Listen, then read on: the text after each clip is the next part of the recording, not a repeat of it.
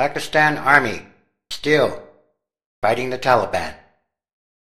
From a forward base in the bare brown foothills of soaring mountains of South Waziristan, Pakistani soldiers fired artillery at insurgents sheltering in scrub across the valley. Smoke blotted the sky as the soldiers set ablaze houses once used by the Taliban to hide caches of heavy weapons. In the Makin Bazaar, where the former leader of the Pakistani militants, Masood, was once king, the army has flattened the jerry-built stores, including the ice cream parlor, scotching any idea of an easy return.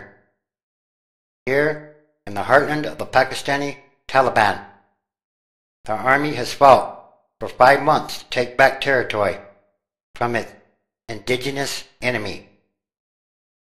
A rare trip under military escort revealed that the battle had turned into a grinding test of wheels with no neat resolution in sight.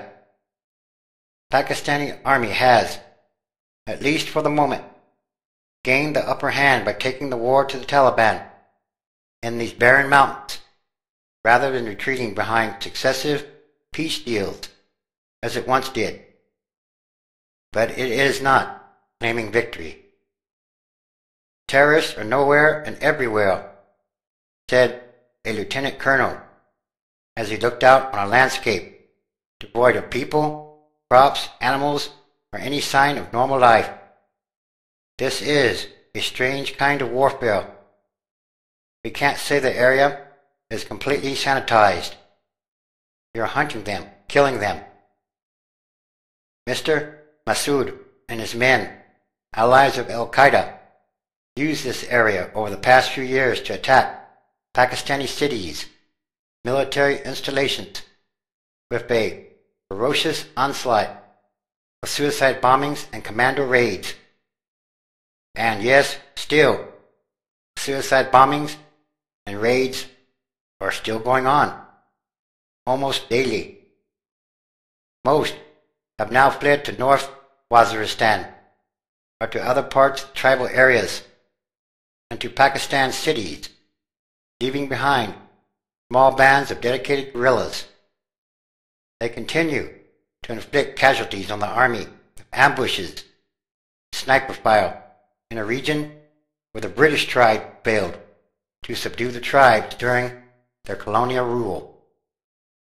The United States, a long-distance participant and a keen cheerleader in the current Pakistani campaign, killed Mr. Masood in a drone strike in August and appears to have killed his successor in another drone attack in January. But the suicide attacks continue, as evident in the bombings that killed more than 40 people in Lahore on Friday. Washington has sent extra artillery, helicopters, body armor, radio sets, even surveillance drones to help Pakistan's ground war.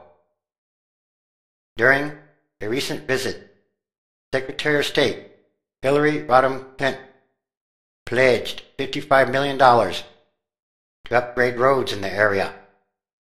In return, the Obama administration would like the Pakistani military to pursue a full-scale offensive in North Waziristan against the Afghan Taliban, who used the area to launch operations against American NATO forces in Afghanistan, and who served as Pakistan's proxies against Indian interests there. Yes, that is also a problem. So far, Chief of the Pakistani Army, General Kayani, has made clear that India remains Pakistan's prime enemy, despite the persistent insurgent threat that the army has its hands full with the South Waziristan campaign. It is a fight that is nuclear-armed military, which is trained for conventional warfare against Indian forces on the plains of Punjab, has been forced to adapt to strange ways. And that also is a very serious problem. Each night, squads of soldiers have to travel the roads, trails, looking for bombs. The trails need upkeep. The roads are subject to attacks. And now that the snow has melted, pink flowers are blooming, lending a surprising softness to the harsh landscape of dry riverbeds and gravel tracks. The Army says it will ask civilians who were ordered to leave last fall to return to their villages. The return of the people, many of them marooned in camps northwest frontier province, will probably prove the hardest part of the operation. First, many militants or insurgents are expected to drift back among civilians. In other words, it is very hard to tell who the enemy really is. Second, the military will remain in South Waziristan for perhaps the next 18 months or so, the Army says. But neither the Army nor the national civilian government has done much preparation for fixing the broken system of indirect rule in the tribal areas that has failed over the last 60 years to deliver development. Much of the rebellion of the Pakistani Taliban was fueled by anger at the corruption of tribal leaders who pocketed government money intended for economic development, said a retired Army officer. I told General Kayani that half the teachers in my village are sitting in Dubai or Karachi, not in the schools, he said. This was because, under a time-honored practice in the tribal areas, teachers' salaries were not paid to teachers, but to tribal leaders who in turn split the money between the relatives and a government bureaucrat, he said. In other words, corruption. Some residents have expressed hesitation about returning while the military remains. We're being asked to go back, but we will only go back when the military leaves, said an engineering student. The military stays in South Waziristan. Pakistani civilians will again be subject to attacks by the Taliban, who are not yet defeated. Soldiers, he said, will become targets of the Taliban or the militants. And, again, the people will be caught in between.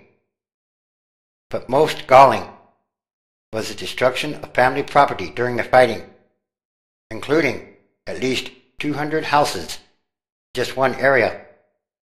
So far, there had been no offers of compensation for all that was lost.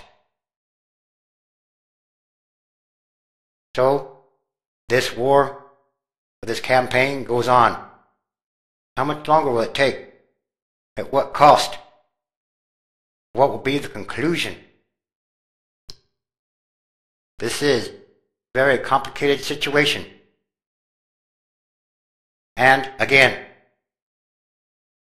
Mark chapter 13, verse 8. The nation will rise against nation, and kingdom against kingdom. There shall be earthquakes in diverse places. There shall be famines and troubles. These are the beginnings of sorrows. There's something much more going on here. And everything is connected.